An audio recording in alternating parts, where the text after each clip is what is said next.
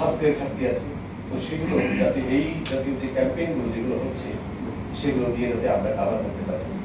আমরা আগে দেখেছি যখন এইচপিভি ভ্যাকসিন যখন হয় চট্টগ্রাম বিভাগের মানবাধিকার কমিশনার মহোদয়, আমি তখন জেলা প্রশাসক পেরেছিলাম, 2-3টি জেলার পারফরমেন্সের কারণে এই জেলার ওভারঅল পারফরমেন্স নিচের দিকে ছিল।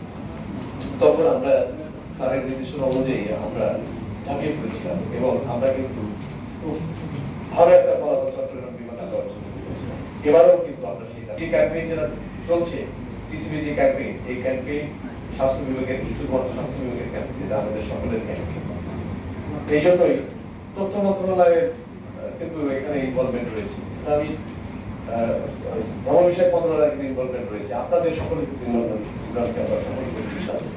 তো আপনারা আমরা যে সম্মান যে আমাদের যে লক্ষ্যমাত্রা আছে আমরা অর্জন করতে পারবো এবং আগামী দিনের মাধ্যমে আগামী দিনের বাংলাদেশে একটা সুস্থ এবং কর্মমুখী করতে পারবো।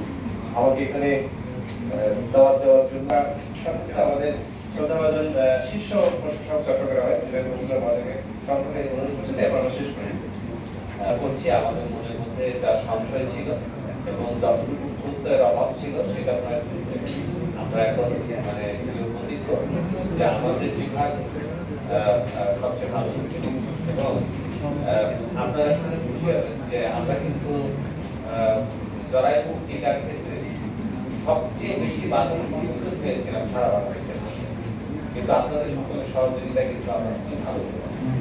চট্টগ্রাম বিভাগ বাংলাদেশের অন্যান্য বিভাগ থেকে পিছিয়ে পড়বে, সেকেন্ড হবে, এটা আসলে আমি মানতে পারি না। আমার মনে হয় যে আপনাদের এটা গৌরবের বিষয় হবে যদি আপনারা থেকে প্রথম স্থানে নিয়ে যেতে পারেন। আমরা কিন্তু 100% যে প্রশ্নগুলো এসেছিল আছে আমরা তার প্রথম হিসেবে আপনারা কথাটা এসেছে। আমাদের গতকালকেই আসলে আমাদের আইন শৃঙ্খলা মিটিং ছিল, সেখানে সিটি কর্পোরেশনের ম্যাজিস্ট্রেট উপস্থিত ছিলেন। আমরা আমাদের তাদেরকে শক্তি প্রয়োগের পাশাপাশি মোটিভেশনাল বিষয়গুলো দেওয়া হয়। আর কোনো কোনো জায়গায় যদি আমরা প্রবেশ করতে না পারি টিকা নিয়ে বা আমরা সদম্বর মানে সব রকমের সংস্থা মিলে আমরা সেখানে গিয়ে হাজির হবো এবং তার সঙ্গে কনফারেন্স করে টিকা দেওয়ার ব্যবস্থা